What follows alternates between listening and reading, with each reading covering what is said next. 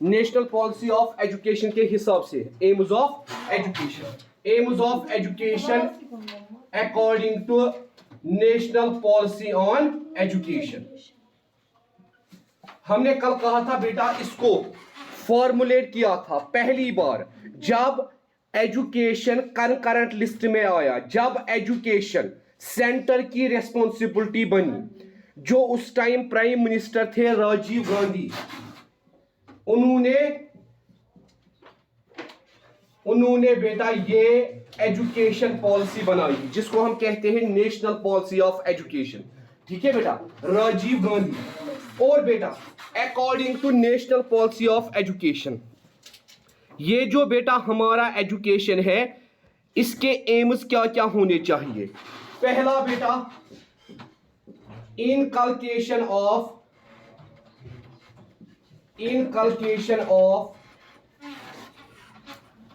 Secular scientific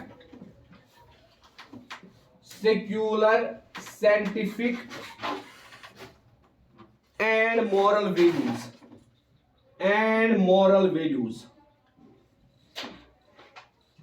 education aim क्या होनी चाहिए इसके अंदर? एक तो बेटा सेक्युलर, दूसरे साइंटिफिक और तीसरे मॉरल वैल्यूज होने चाहिए। अब रौनक बताएगी सेक्युलरिज्म किसे कहते हैं। कॉन्स्टिट्यूशन का पहला हिस्सा बता बेटा, सेक्युलरिज्म हम किसे कहते हैं। मैं देखूंगा ना पॉलिटिकल साइंस आपने कितना अंडरस्टैंड किया है।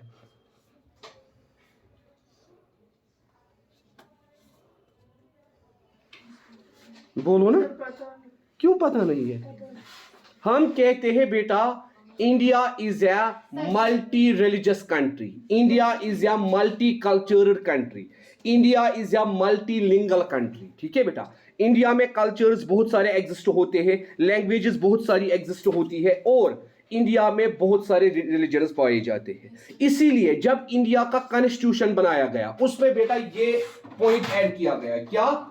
सेक्युलरिज्म, जो हमें कहता है इंडिया में हर किसी को अधिकार है वो अपना रिलीजन खुद चूज करे, हर किसी को अधिकार है वो अपनी लैंग्वेज खुद चूज करे, हर किसी को अधिकार है वो अपना कल्चर खुद चूज करे। इस फीचर को हम कहते हैं सेक्युलरिज्म। ठीक है बेटा, तो हम कहते हैं it is only education which makes people unite, which creates cooperation. ठीक है बेटा, जब हम एजुकेशन का एम बनाएंगे, क्या बेटा?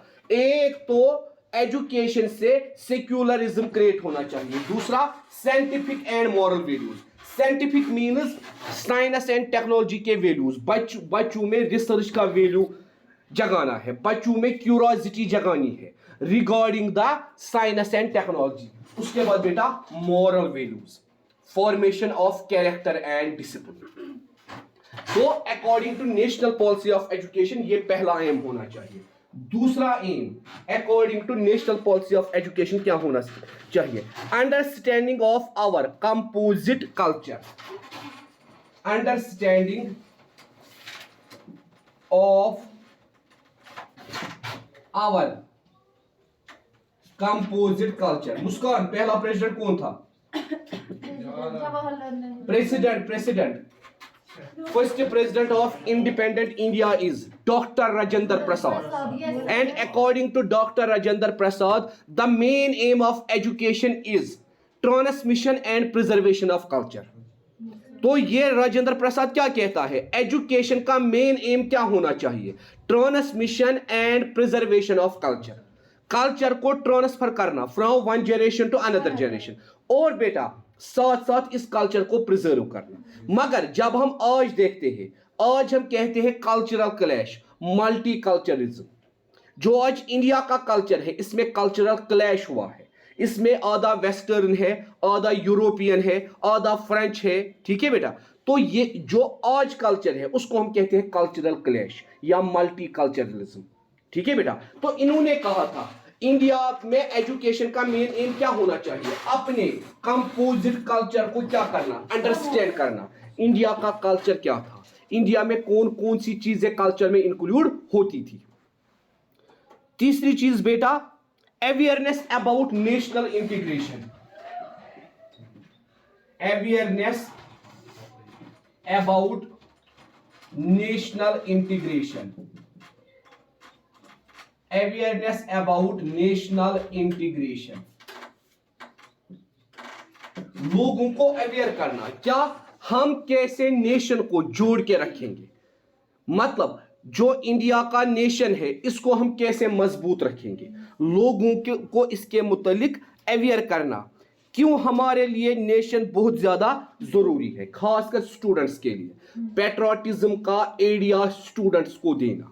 मैंने पिछली बार भी आपको बताया, आप चाहे कितनी भी नफरत कीजिए, पासपोर्ट आपको इंडिया का है, ठीक है बेटा, इलेक्शन कार्ड इंडिया, आधार कार्ड इंडिया, डॉक्यूमेंट्स इंडिया, ठीक है। इसीलिए बेटा अपने नेशन से मोहब्बत करना और बच्चों को उसके मुतालिक अंडरस्टैंड करवाना, ठीक है। उसके बाद हम कहते हैं चौथा aim, importance of the protection of environment, importance of the protection of environment,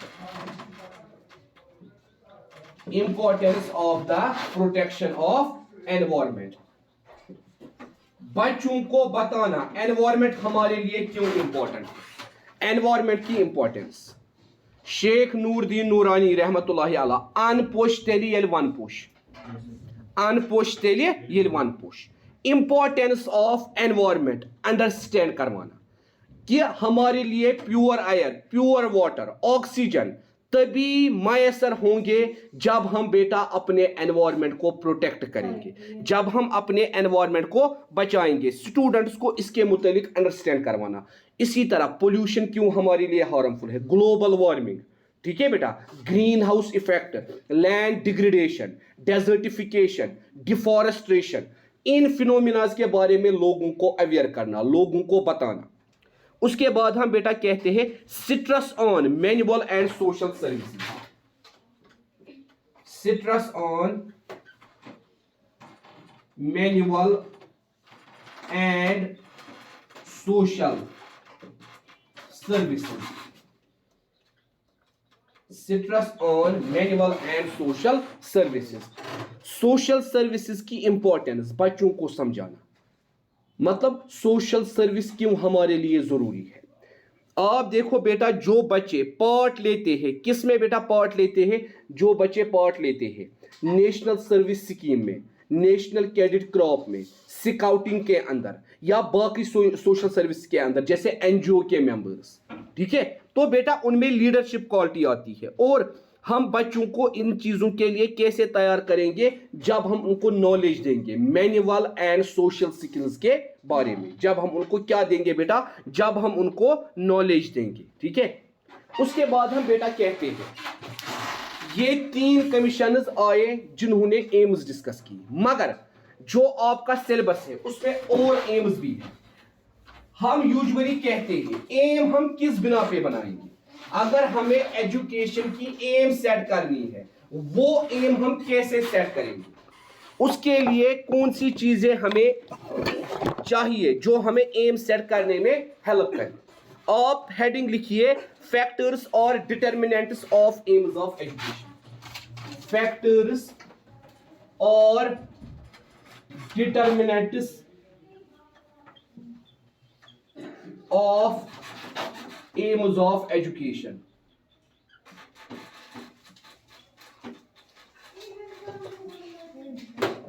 factors और determinants of aims of education, ठीक है बेटा। कौन से ऐसे फैक्टर्स हैं, कौन से ऐसे डिटर्मिनेंट्स हैं जो डिसाइड करेंगे एजुकेशन की एम कैसी होनी चाहिए। तो हम कहते हैं पहला फिलॉसफी ऑफ लाइफ, पहला फैक्टर,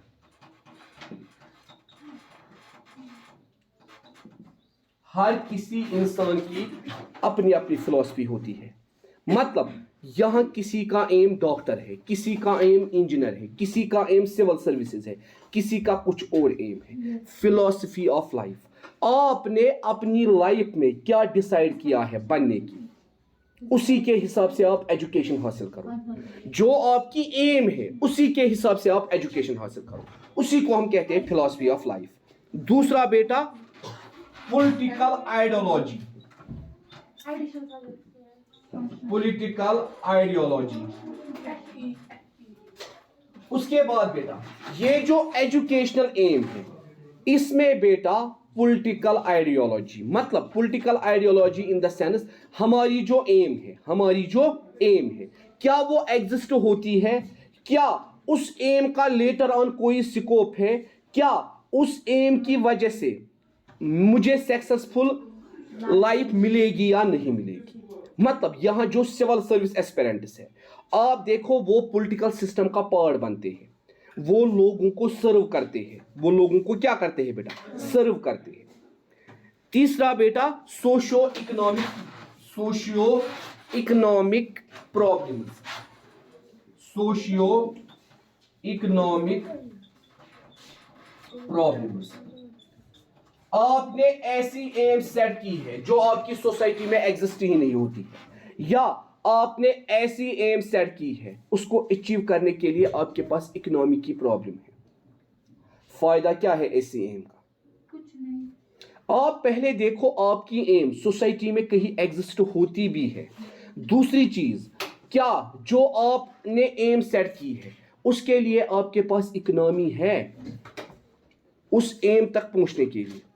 तीसरी चीज बेटा रिलीजियस फैक्टर,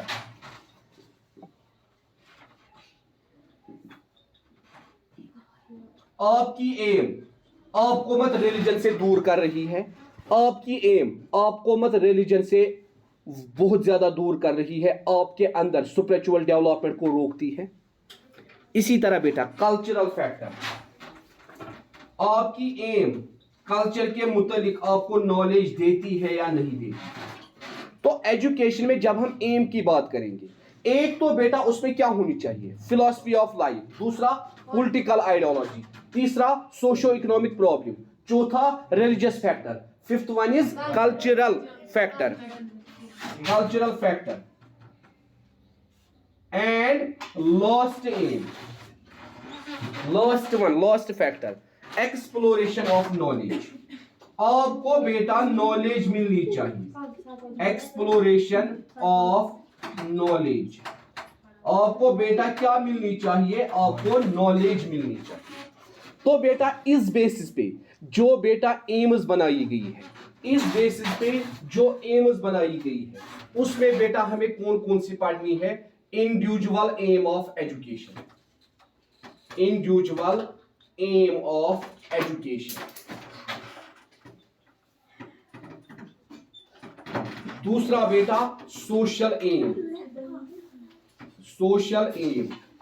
तीसरा बेटा वोकेशनल एम, चौथा बेटा कल्चरल एम, स्पिरिचुअल एम, और बेटा last one is moral and character M.